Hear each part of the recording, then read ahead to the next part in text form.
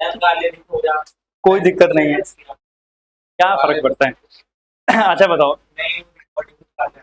आ, कोई ये देखने आया है कि मैं काला दिख रहा हूँ या गोरा दिख रहा हूँ, या ये बोर्ड पे लिखा हुआ देखने आया है? ऑब्वियसली तो मैं काला दिखूं या गोरा दिखूं, क्या मतलब बनता है इससे? वो तो ठीक है, बोलने के लिए ठीक है, बट सीरियसली नहीं लेते। ठीक, अब लाइट मंगाई है तो बोलूंगा तो खर्चा क्यों करा? अगर कोई रीजन पूछेगा बताना तो पड़ेगा, गोरा दिखने के लिए लाइट मंगाई है। तो अगर हम बात करें तो लास्ट क्लास में मैंने स्टार्ट किया था चैप्टर जिसका नाम है केमिकल काइनेटिक्स। क्या नाम है? Chemical kinetics.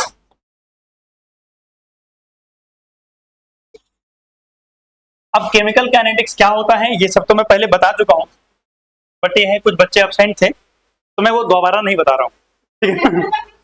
दोबारा से वो बातें बता नहीं रहा हूँ, लेकिन हाँ आपको पता है केमिकल काइनेटिक्स, जहां आपको पता है केमिकल काइनेटिक्स क्या होता है। अच्छा,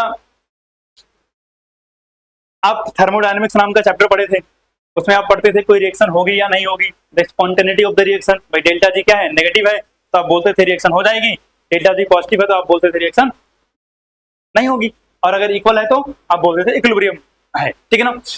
तो कहने का मतलब क्या हुआ कि आप थर्मोडायनेमिक्स में बताते थे कि कोई रिएक्शन होगी या नहीं होगी, केमिकल काइनेटिक्स में हम ये बताएंगे कि कोई रिएक्शन हो गई तो कितनी देर में हो जाएगी। कोई रिएक्शन अगर होगी तो कितनी देर में हो जाएगी। जैसे मान लिया मेरे पास डायमंड है, वो ग्रेफाइट में बदल जाएगा, तो कितनी दिन में बदलेगा? तो 4 साल, 10 साल, 15 साल, 20 साल में होगा। रस्टिंग ऑफ आयरन कितनी देर में होगा? मतलब रिएक्शन की स्पीड के बारे में बात करेंगे, रिएक्शन की स्पीड के बारे में बात करेंगे केमिकल काइनेटिक्स के अंदर। और हमने पढ़ा था कि केमिकल रिएक्शन हमारे पास 3 तरीके की होती हैं। एक होती है स्लो रिएक्शन, वेरी स्लो, और एक होती है वेरी फास्ट, और एक होती है मॉडरेट। केमिकल काइनेटिक्स में हम कौन सी रिएक्शन की स्टडी करते हैं? ऐसी रिएक्शन जिनकी स्पीड क्या हो? मॉडरेट, इंटरमीडिएट हो। ये सारी बातें थी। मैं क्या बता रहा हूं आपको, जो काम की चीज है इस टॉपिक के अंदर, वो है क्या? Rate of reaction. क्या है? Rate of reaction. तो रेट ऑफ रिएक्शन मैं पहले भी पढ़ा चुका हूं, लेकिन एक बार थोड़ा सा क्विकली रिपीट कर दे रहा हूं मैं। Rate of reaction, rate of reaction होता क्या है? Change in concentration of product और रिएक्टेंट विद टाइम। भाई मैंने कोई रिएक्शन स्टार्ट की, लेट्स से फॉर एग्जांपल मैंने एक रिएक्शन स्टार्ट की आर, और रिएक्टेंट से मैं क्या बना रहा हूं? प्रोडक्ट। मैंने स्टार्ट किया था, स्टार्टिंग में कितना लिया था? मान लिया 100 यूनिट लिया था आर, और कुछ समय के बाद मैंने ऑब्जर्व किया कि ये कितना बचा? 50 यूनिट बचा, और 50 ये बन गया है। तो भाई देखो, ये अगर 0 सेकंड पे था, यानी T is equal to 0 second पे था, तो ये टी इज इक्वल टू मान लिया 10 सेकंड पे है, मतलब 10 सेकंड में ये 50 यूनिट से कम हो गया। तो किस स्पीड से कोई चीज कम हो रही है? यानी rate of change in reactant. भैया रिएक्टेंट में कंसंट्रेशन डिक्रीज किस स्पीड से हो रही है, या प्रोडक्ट की कंसंट्रेशन पहले 0 से भी 50 हो गई है, किस स्पीड से बढ़ जा रही है? तो rate of reaction is nothing but the rate of change in the concentration of reactant और प्रोडक्ट। इसे क्या बोलते हैं हम? रेट ऑफ रिएक्शन बोलते हैं। तो रेट ऑफ रिएक्शन क्या है? Change rate of change in concentration of reactant और प्रोडक्ट। भैया प्रोडक्ट और रिएक्टेंट की कंसंट्रेशन में क्या चेंज आ रहा है, that is called rate of reaction. ठीक है ना? ये पहले जिन लोगों ने लिख रखा है उनको लिखने की जरूरत नहीं है। रेट का सिंबल क्या होता है मेरे पास? आर, और आर इज इक्वल टू क्या होगा भाई? Change in the concentration of reactant. तो ट्रायंगल और आर, ये क्या हो गया? Change in concentration of reactant upon में चेंज इन टाइम। अब जब रिएक्टेंट का लिखते हैं तो आगे माइनस साइन लगाते हैं, क्यों? आप खुद सोचो एक बार। लेट से आपने एक रिएक्शन स्टार्ट की थी, रिएक्टेंट से प्रोडक्ट बना रहे थे, आपने ये लिया था 100 यूनिट, और बाद में कितना बचा? ये 50 बचा। तो जब डेल्टा आर निकालते हो, क्या निकालते हो? डेल्टा आर, तो क्या होता है? R final minus R initial. Final कितना है? 50, माइनस इनिशियल कितना है? 100, कितना आया? -50। तो रेट कैसा आ जाएगा? माइनस का आ जाएगा। तो रेट माइनस का ना आए, रेट माइनस में ना आए, इसी बात के लिए क्या करते हैं हम? आगे पहले से एक माइनस का साइन लगा देते हैं। आगे क्या कर देते हैं? पहले से एक माइनस का साइन लगा देते हैं ताकि रेट कैसा हो जाए? पॉजिटिव आ जाए, और कुछ नहीं। तो हमने क्या लगा दिया? एक माइनस का साइन लगा दिया। आगे equal to, triangle change in concentration of product upon में चेंज इन टाइम। तो ये मेरे पास आ गया फॉर्मूला किसका, रेट ऑफ रिएक्शन का। किसका फॉर्मूला आ गया भाई, रेट ऑफ रिएक्शन का फॉर्मूला आ गया। आपको मैंने बताया था कि रेट हमारे पास दो तरीके का होता है, एक होता है एवरेज रेट और एक क्या होता है इंस्टेंटेनियस रेट। एक क्या होता है एवरेज रेट और एक क्या होता है इंस्टेंटेनियस रेट।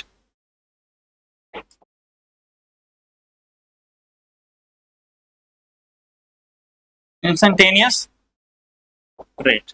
अब एवरेज रेट क्या होता है भाई, तो बताना चाहेगा। जैसे मान लिया रिएक्शन हमने स्टार्ट की और रिएक्शन स्टार्ट किए हुए कितने सेकंड हो गए, 10-12 सेकंड हो गए। मैं आपसे पूछ रहा हूं कि 5 सेकंड से लेकर के 10 सेकंड के बीच में रेट कितना था। 5 से 10 सेकंड के बीच में, मतलब एक टाइम गैप दे रहा हूं। क्या दे रहा हूं, एक टाइम गैप। किसी एक पर्टिकुलर टाइम गैप के बीच में रेट रिएक्शन का क्या था, उसे क्या बोलते हैं, क्या बोलते हैं उसको भैया, एवरेज रेट बोलते हैं। और जब भी एवरेज रेट लिखोगे ना, तो ये वाला जो आपका फॉर्मूला लिखा हुआ है, ये वाला जो आपका फॉर्मूला लिखा हुआ है, ये एक्चुअली में किसका फॉर्मूला है, एवरेज रेट का फॉर्मूला है। किसका फॉर्मूला है, एवरेज रेट का फॉर्मूला है। तो average rate change in concentration of reactant with change in time. अगर हम बात करें इंस्टेंटेनियस रेट की, तो रेट क्या होता है माइनस डी आर अपॉन में D T is equal to D P upon में डी टी।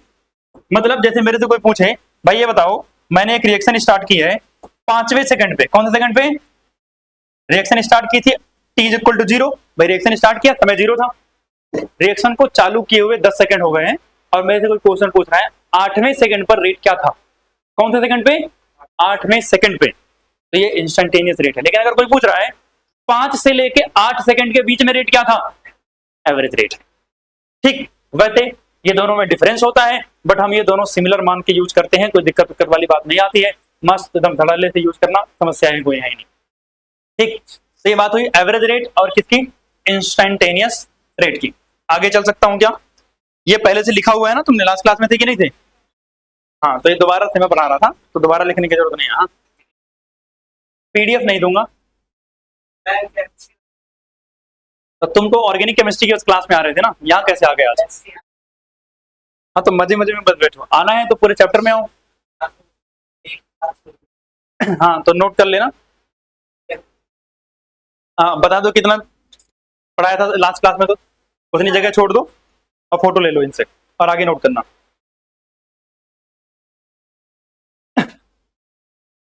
देखो दोनों में आने का फायदा यही है कि 2 बार पढ़ लोगे और कुछ नहीं।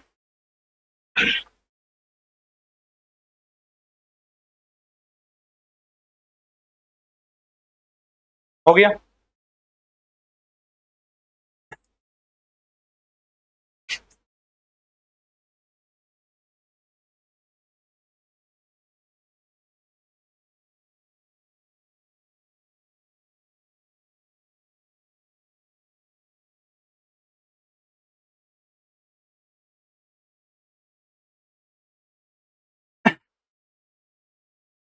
हो गया ना, चलो आगे। अब सुना ध्यान से, किसी एक रिएक्शन के लिए रेट कैसे लिखते हैं इसकी बात करते हैं। किसी एक रिएक्शन के लिए रेट कैसे लिखा जाता है, केमिकल रिएक्शन के लिए। किसके लिए, केमिकल रिएक्शन के लिए।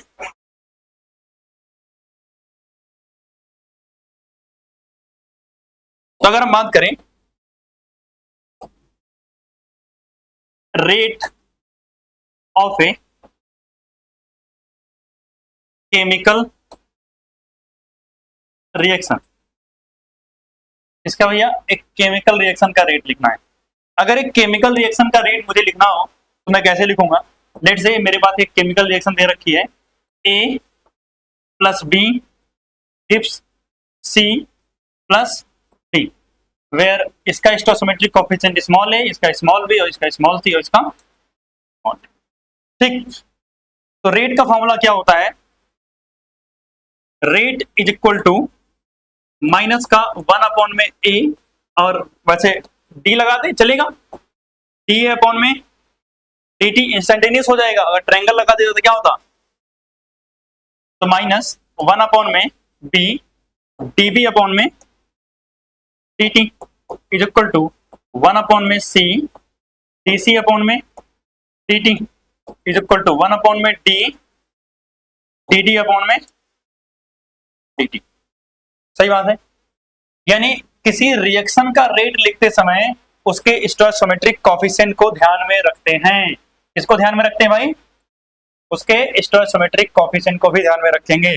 ठीक, अब लेट्स से एग्जांपल के लिए मान लेते हैं कि मेरे पास एक रिएक्शन दे रखी है N2 प्लस 3H2 गिव्स कितना 2NH3 और मुझे क्या करना है, इसका रेट लिखना है। तो मैं कैसे लिखूंगा?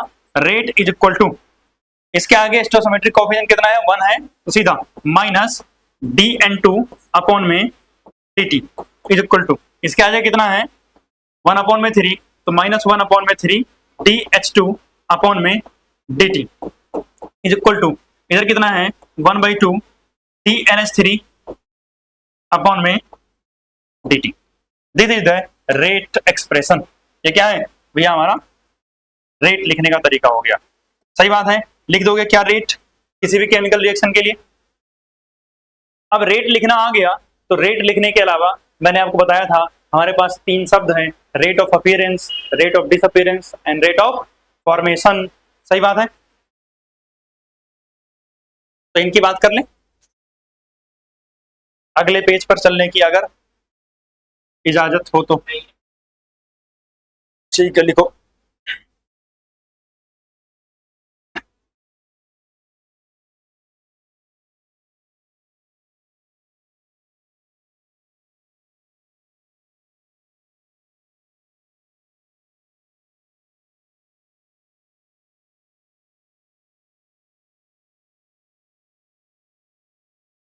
हो गया? चलो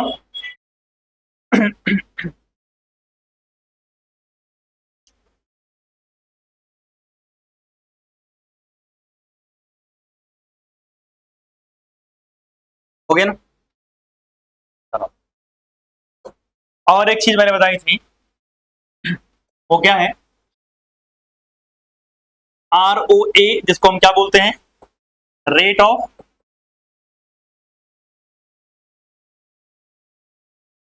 अपीयरेंस। क्या बोलते हैं? रेट ऑफ अपीयरेंस बोलते हैं, या ROF क्या बोलते हैं इसको? रेट ऑफ फॉर्मेशन बोलते हैं। और रेट ऑफ अपीयरेंस और रेट ऑफ फॉर्मेशन दोनों किसके लिए लगता है? प्रोडक्ट के लिए। भाई प्रोडक्ट ही तो बन रहा होगा, अपीयरेंस प्रोडक्ट अपीयर हो रहा होगा, एंड फॉर्मेशन प्रोडक्ट ही तो बन रहा होगा। सही बात। तो अगर हम बात करें रेट ऑफ अपीयरेंस या रेट ऑफ फॉर्मेशन, आप मुझे बस सिंपल सी बात बताओ कि अगर मैं इस रेट को इन टर्म ऑफ प्रोडक्ट लिखूं तो ये है प्रोडक्ट। तो मैं अगर लिखना चाहूं रेट को इन टर्म ऑफ प्रोडक्ट, मैं बोल सकता हूं R is equal to 1 upon में C DC अपॉन में dt is equal to 1 upon में D इंटू में dd अपॉन में dt। सही बात है क्या? अब सुना ध्यान से, रेट ऑफ फॉर्मेशन क्या होता है? ये जो पूरा नंबर इतना इतना, ये जो इतना है ना, इसी को बोलते हैं रेट ऑफ फॉर्मेशन। ये दोनों क्या है एक्चुअली में? ROF है, रेट ऑफ फॉर्मेशन या ROA है। तो अगर मुझे रेट ऑफ फॉर्मेशन निकालना हो तो क्या करना पड़ेगा? आप खुद सोचो। अगर मुझे निकालना है ROA ऑफ C, तो आपको पता है ये है मेरा रेट ऑफ फॉर्मेशन, C की मल्टीप्लाई रेट में कर दूं, यानी रेट इनटू में C। सही बात है। तो क्या निकल गया? Rate of formation of C निकल गया। अगर मुझे क्या निकालना है? ROA यानी रेट ऑफ अपीयरेंस या फॉर्मेशन किसका निकालना है? D का निकालना है। तो क्या हो जाएगा? R इंटू में D। क्या निकल जाएगा? R इंटू में D। यानी सिंपल शब्दों में कंक्लूजन क्या निकल के आता है कि भैया जिसका आपको रेट ऑफ अपीयरेंस निकालना है उसका स्टोइकोमेट्रिक कोएफिशिएंट किससे मल्टीप्लाई कर दो? रेट में मल्टीप्लाई कर दो। भाई ये है रेट, ये है रेट, और ये क्या है? Stoichiometric coefficient. किसका निकालना था? D का। तो रेट में किससे मल्टीप्लाई कर दिया? D के स्टोइकोमेट्रिक कोएफिशिएंट से। किसका निकालना था रेट ऑफ अपीयरेंस? C का। तो रेट में किससे मल्टीप्लाई कर दिया? C के स्टोइकोमेट्रिक कोएफिशिएंट। सही बात है। अब सोचो, अगर आप बात करो जी किसके? ROD के, तो ROD stand for rate of disappearance. अच्छा, हो सकता है कि कल और आज के समझाने के तरीके में फर्क हो, तो कोई दिक्कत नहीं, बात दोनों सेम ही है। हाँ, तो बात दोनों क्या है, सेम ही है, क्योंकि मुझे याद नहीं होता है मैंने कल क्या बताया था और आज क्या बताया है, ठीक है ना। टॉपिक वही सेम बता रहा हूं, कुछ अलग नहीं है इसमें, ठीक है। तो अगर हम बात करें रेट ऑफ डिसअपीयरेंस, अब रेट ऑफ डिसअपीयरेंस क्या होता है भाई, अगर मैं रेट को लिखूं इन टर्म ऑफ रिएक्टेंट तो -1 में ए, थोड़ा सा मैं अगर मॉडिफाई करके लिखना चाहूं तो क्या कर सकता हूं, 1 में ए और यहां लगा रहा हूं माइनस और यहां लिख रहा हूं डी ए अपॉन में डी टी। कोई दिक्कत किसी को? तो अगर मुझे, अब सोचो ए क्या है, रिएक्टेंट, ए धीरे धीरे गायब हो रहा होगा, तो ये जो आपका इतना है विद माइनस साइन, इतने को हम बोलते हैं बच्चे आर ओ डी बोलते हैं, रेट ऑफ डिसअपीयरेंस। तो अगर मेरे को निकालना है किसका, आर ओ डी ऑफ किसका, ए का, तो कैसे निकलेगा, ए की मल्टीप्लाई रेट में कर दो, इन रेट इंटू में ए। आप कुछ समझे, अगर रेट ऑफ डिसअपीयरेंस निकालना है तब भी तो वही करना है, रेट इंटू में स्टोइकोमेट्रिक कोएफिशिएंट, रेट इंटू में स्टोइकोमेट्रिक कोएफिशिएंट।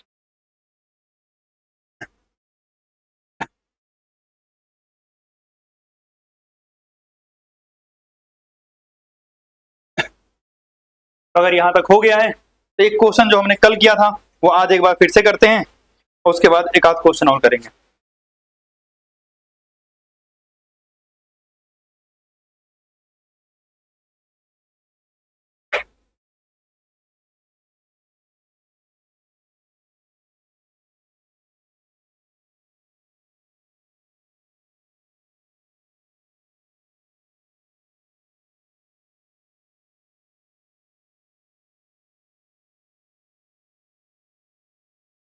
लिखूं क्वेश्चन, तो मैं क्वेश्चन लिख रहा हूं, क्वेश्चन नंबर 1। क्वेश्चन नंबर 1 कह रहा है for the reaction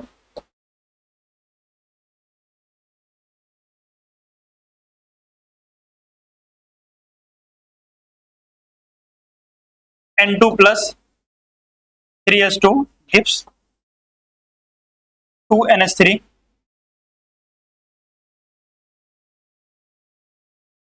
if rate of appearance of NH3 is 2 into 10 की पावर -4 मोल पर लीटर पर सेकेंड।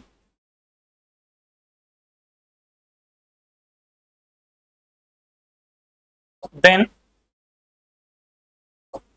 फाइंड, ऑप्शन ए मतलब क्वेश्चन नंबर 1 ROR यानी rate of reaction, B ROD of H2, C ROD of N2। This is the question, आपको ये question solve करना है।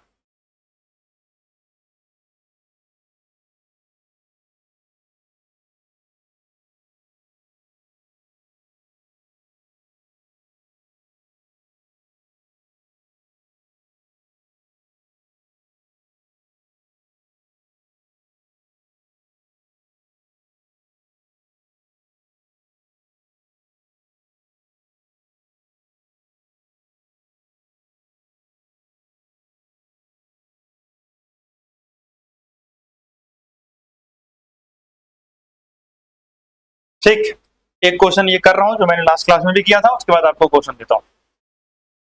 सबसे पहले मुझे क्या निकालना है, ROR यानी रेट ऑफ रिएक्शन, और मुझे क्या दे रखा, ROA ऑफ NH3। अगर मुझे पता करना होता तो मुझे पता है ROA of NH3 is equal to होता रेट इनटू में stoichiometric coefficient of NH3। NH3 का स्टोइकोमेट्रिक कोएफिशिएंट कितना है, 2 है। मुझे तो निकालना है रेट, दैट इज ROR, सही बात है। तो मैं R निकाल रहा हूं, R क्या हो जाएगा, ROA of NH3 and divided by कितना, 2, तो कितना हो जाएगा 2 इंटू 10 की पावर -4 डिवाइडेड बाय कितना 2, कैंसिल, कितना आ गया 10 की पावर -4 मोल पर लीटर पर सेकेंड, सही बात है। आपको ये मिल गया। अब बताओ आपको दूसरा क्या निकालना था सर? बी। बी में निकालना है ROD ऑफ H2। तो मुझे पता है ROD of H2 is equal to R into में स्टोसिमेट्रिक कोफिशिएंट कितना है? 1 है। तो R कितना है भाई? 10 की पावर -4, तो सीधा 10 की पावर -4 मोल पर। है? अच्छा H2 का 3, हाँ ठीक है ठीक। H2 का क्या है स्टोसिमेट्रिक कोफिशिएंट?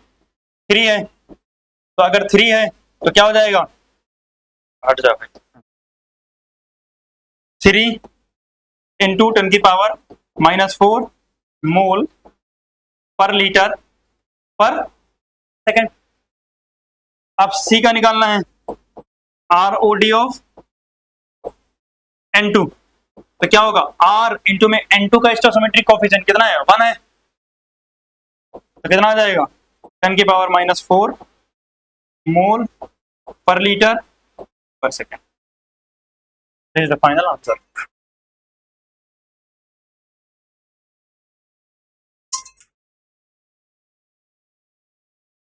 ठीक, तो जिन लोगों ने नहीं किया था वो कर लें।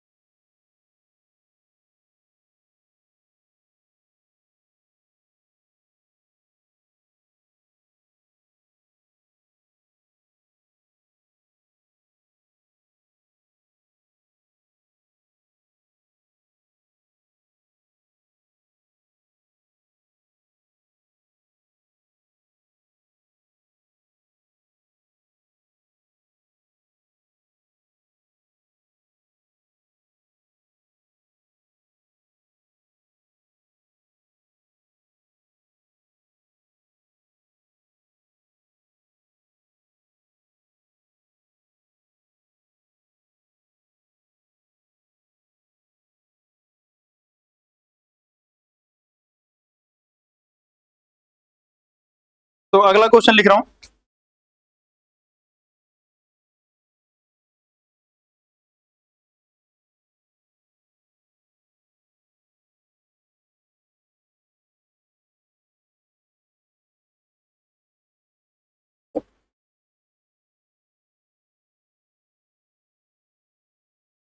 Question number 2। If the reaction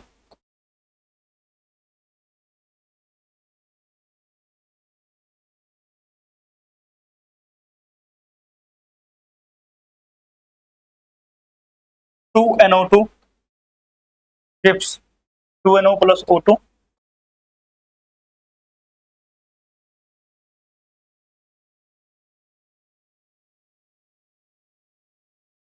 the rate of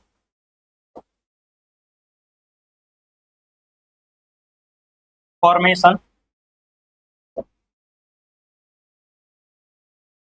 of NO is 6 gram per minute.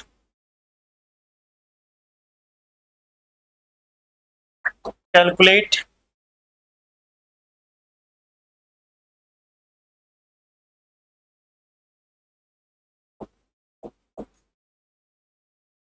rate of disappearance of NO2,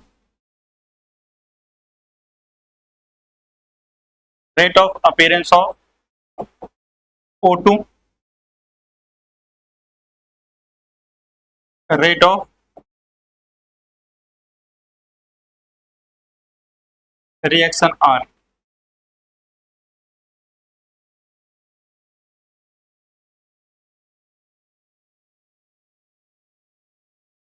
इस क्वेश्चन का आंसर निकालो। आप लोग पहले ट्राई करोगे।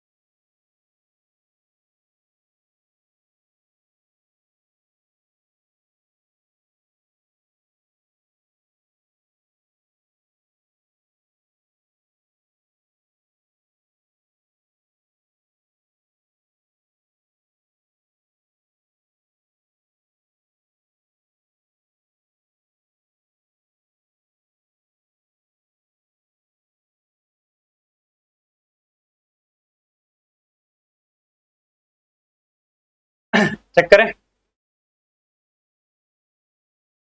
देखो बड़ा सिंपल सा है।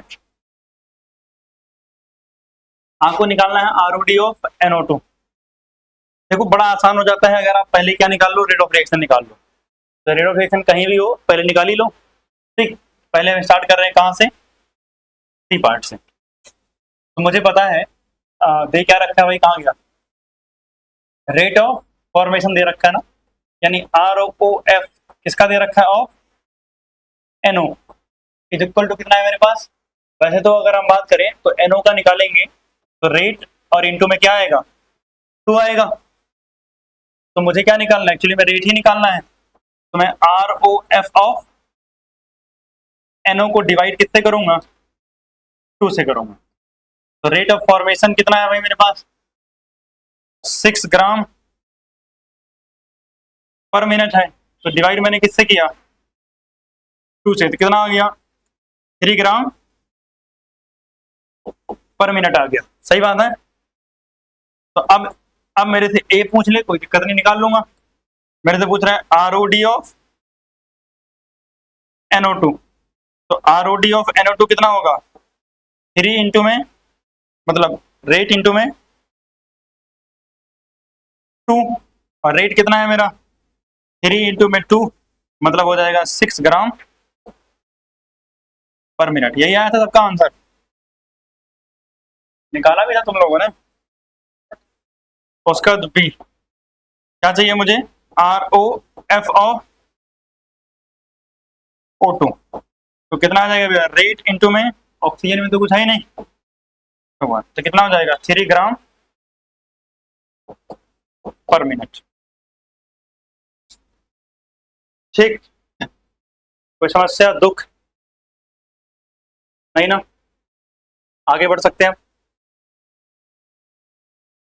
एक और क्वेश्चन लिखोगे।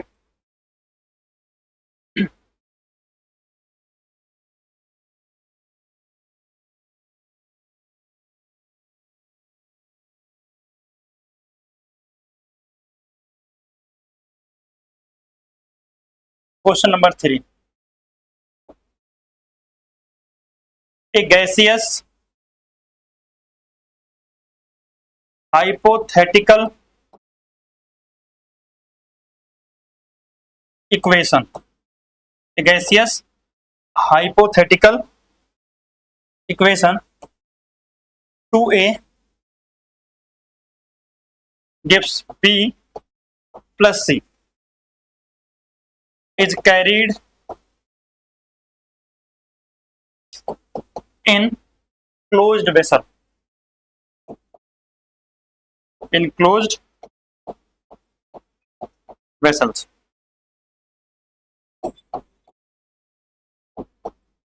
The concentration of B is found to increase from 5 into 10 की पावर -3 मोल पर लीटर, अच्छा found to increase from by, found to increase by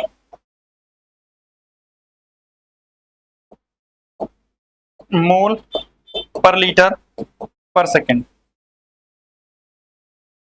in 10 seconds. Then calculate, तो कैलकुलेट करो, क्या क्या कैलकुलेट करना है भाई? A rate of appearance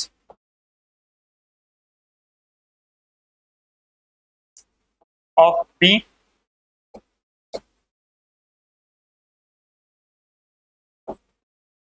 rate of disappearance of A, rate of reaction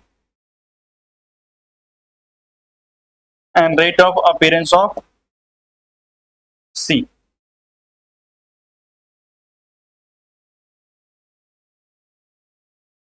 मैं चाहता हूं आप लोग ये सारी चीजें निकालो।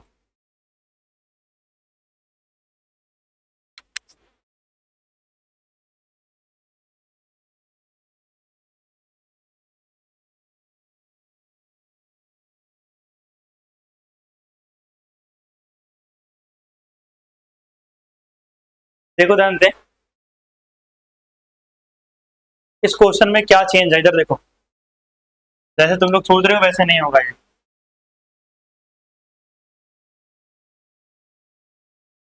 पी की कंसंट्रेशन में चेंज कितना आया है? 5 × 10 की पावर -3। कंसंट्रेशन क्या हुई है? पी की बढ़ गई। पी क्या है? प्रोडक्ट है ना, तो मैं सीधा लिख सकता हूँ delta change in concentration of B is equal to कितना दे रखा है? 5 × 10 की पावर -3 मोल पर लीटर पर सेकंड दे रखा है। ये चेंज है, इंक्रीज बाई मतलब इतना बढ़ा है। और आपको टाइम कितना दे रखा है? डेल्टा टी 10 सेकंड का। और आपको रेट का पता है, रेट इज इक्वल टू क्या होता है? माइनस का कहा गया 1/2 change in concentration of A upon में delta T is equal to delta B change in concentration of B upon में delta T is equal to change in concentration of C upon में delta T. अब आपको पता है ना तो ए पता है ना तो बी, सी पता है, बी पता है, तो मैं सीधा ऐसे लिख सकता हूं R is equal to change in concentration of B upon में क्या? Delta T. और change in concentration of B कितना है? 5 × 10 की पावर -3। और ये कितना है नीचे? 10। तो आंसर कितना आ जाएगा? 5 × 10 की पावर -4। और ये किसमें आएगा? मोल पर लीटर पर सेकेंड में। अब आपको रेट मिल गया है महाराज, अब आप कुछ कर सकते हो। पहले थोड़ा दिमाग लगा लिया करो, जरूरी नहीं है कि हर बार डायरेक्टली। हाँ अच्छा ऐसे कर रहे थे, बहुत बढ़िया यार, शाबाश, तुम लोग तो गजब कर दिए।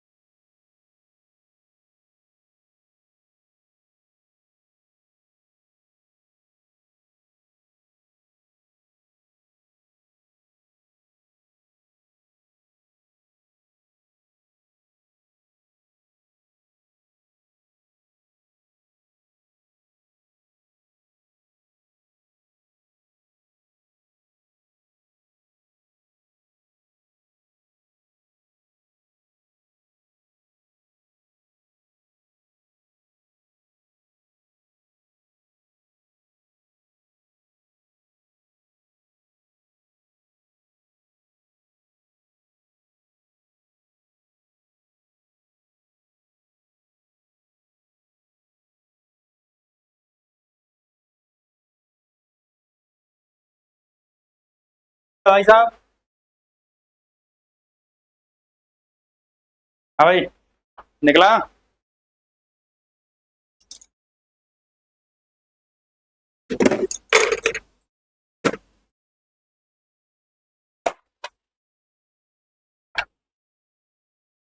ये पता नहीं किसकी बुक है, दे के चला गया है मुझे। ठीक है तुम लोगों में से।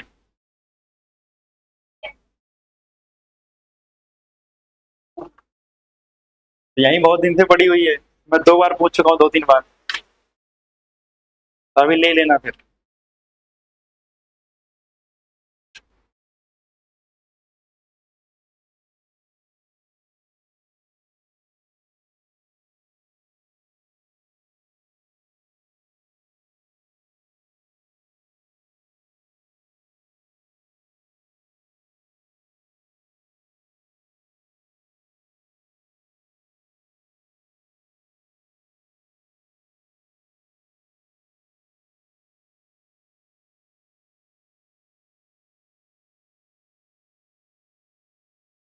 चलें अगला क्वेश्चन। अगला क्वेश्चन आपका है एनसीईआरटी इंटेक्स 3.1। क्वेश्चन लिख रहा हूँ। अच्छा, ये निकाल लिया था ना कि मुझे निकालने की जरूरत तो नहीं है। आपको पता ये निकल ही गया है। तो अगर आपको क्या निकालना था, आरओडी ऑफ, पहले rate of appearance of B निकालना है। तो बी का स्टोसिमेट्रिक कोएफिशिएंट कुछ है नहीं है, तो इसका आंसर 5 × 10⁻⁴ यही आ गया होगा। और ए निकालना है, ए का है, तो इसका आ गया 10⁻⁵ आ गया, सॉरी 3 आ गया होगा ना, क्योंकि 5 टू 10, तो एक कम हो गया। और रेट ऑफ रिएक्शन तो लिख ही दिया इसका, 5 × 10⁻⁴। और सी का आपका आ गया होगा सेम ही, 5 × 10⁻⁻। ठीक, ये आंसर्स अगर आ रहे हैं तो ठीक है। चलते हैं अगला क्वेश्चन क्या कह रहा है। एनसीईआरटी है इंटेक्स्ट 3.1 फॉर ए रिएक्शन। इसमें रिएक्टेंट से क्या बन रहा है, प्रोडक्ट बन रहा है। The concentration of reactant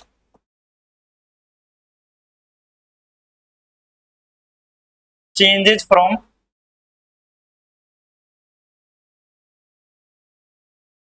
0.03 molar to 0.02 molar in 25 minute.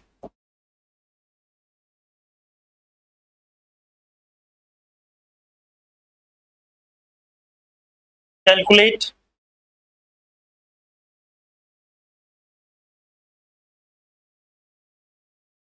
Average rate of reaction in both minute and second. मतलब ऑब्वियसली अगर टाइम को मिनट में बदल दोगे तो आंसर मिनट में आएगा, मिनट में ही है वो। और अगर मिनट को सेकंड में बदल दिया तो आंसर किसमें आएगा, सेकंड में आएगा। ठीक है ना, तो इन दोनों में आपको निकालना है।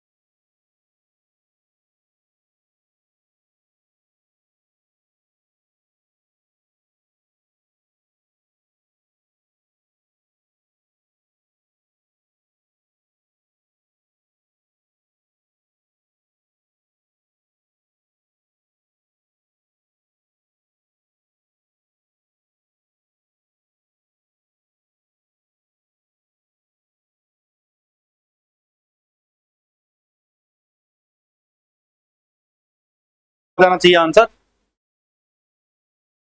क्या किया भाई साहब? कंसंट्रेशन, इनिशियल कंसंट्रेशन कितनी है? 0.03 मोलर।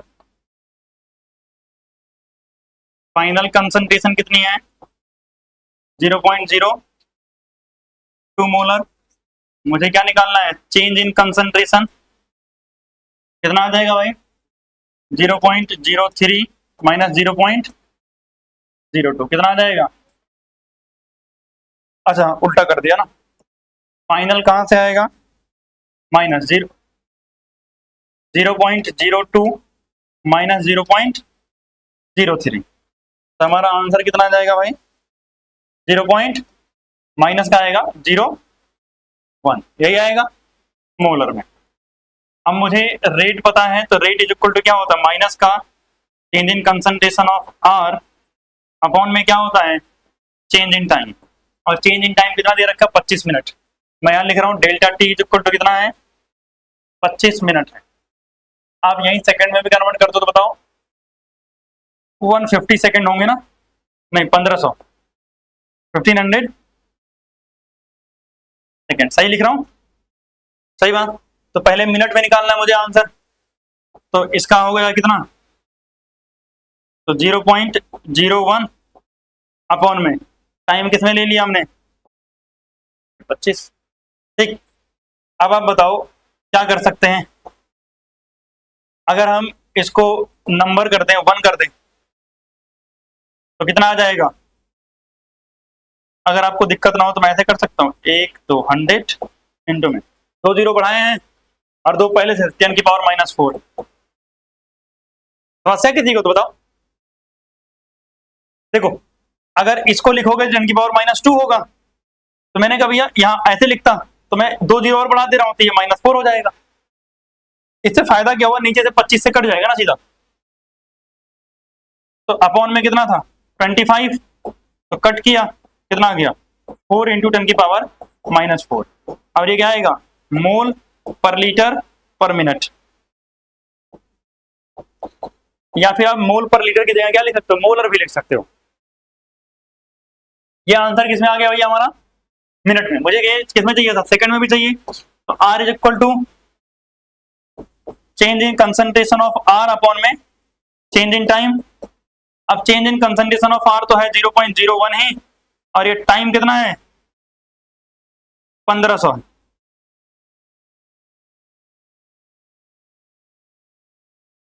सही बात।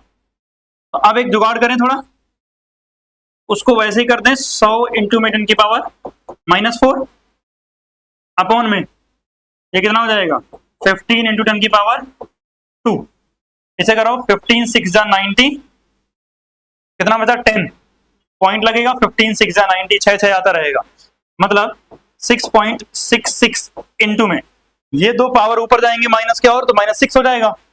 10 की पावर -6 मोल पर लीटर पर सेकेंड, पर सेकेंड। क्या आ गया इसमें? क्लियर बात। एक और क्वेश्चन, इंटेक्स क्वेश्चन नंबर 3.2।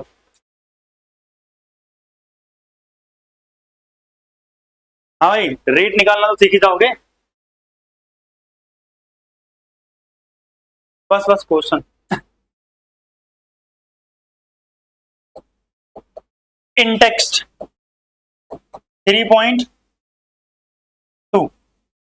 मैंने जैसे कि बताया था, ये चैप्टर थोड़ा सा टेढ़ा सा पड़ेगा, बड़ा नहीं है चैप्टर, इसलिए क्वेश्चन की प्रैक्टिस मैं स्टार्टिंग से ही करवाते हुए चल रहा हूँ, ताकि थोड़ा आपको कॉन्फिडेंस रहे कि हाँ कैसे हो रहे हैं। ठीक। अगर हम बात करें, इसमें एक रिएक्शन दे रखी है, इन रिएक्शन, और रिएक्शन क्या दे रखी है भाई? 2A से मुझे क्या मिल रहा है? प्रोडक्ट मिल रहा है। कह रहा है the concentration of A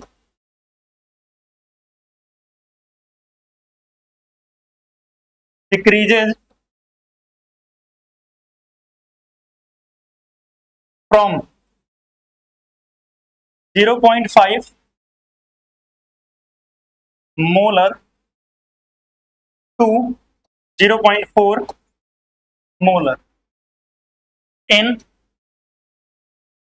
10 minute. Calculate rate, calculate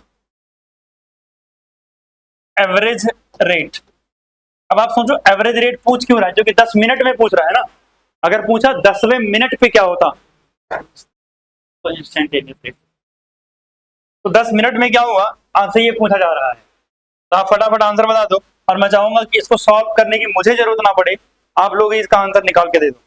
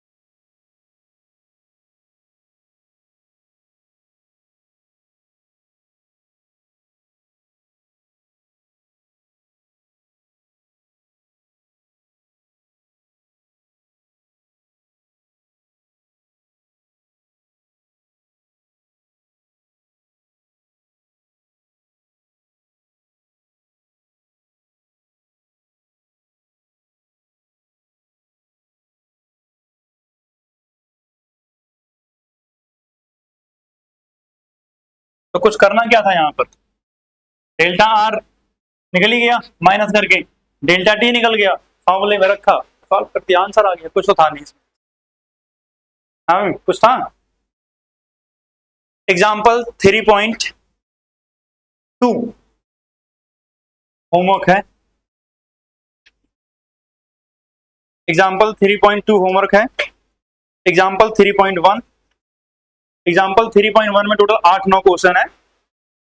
हाँ मतलब हर एक टाइम गैप के बीच में आपको रेट निकालना है। देखना ध्यान से, आपको एक रिएक्शन दे रखी है, इसमें देखो टाइम गैप दे रखा है, हर एक टाइम गैप मतलब हर गैप के बीच में रेट निकालना है। तो मतलब रेट निकालने के क्वेश्चन करीब आई थिंक 7-8 हो जाएंगे ऐसे में। ठीक, उसका तभी अभी थोड़ा थोड़ा अगला पेज पर पीछे बैक एक्सरसाइज, और किताब तुम लेके जाना।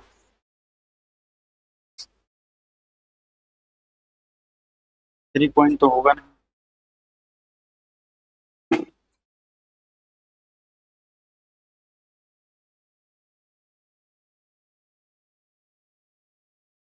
बस इतना ही होगा अभी, बाकी सब बात करेंगे, ठीक है। ये लो, ठीक।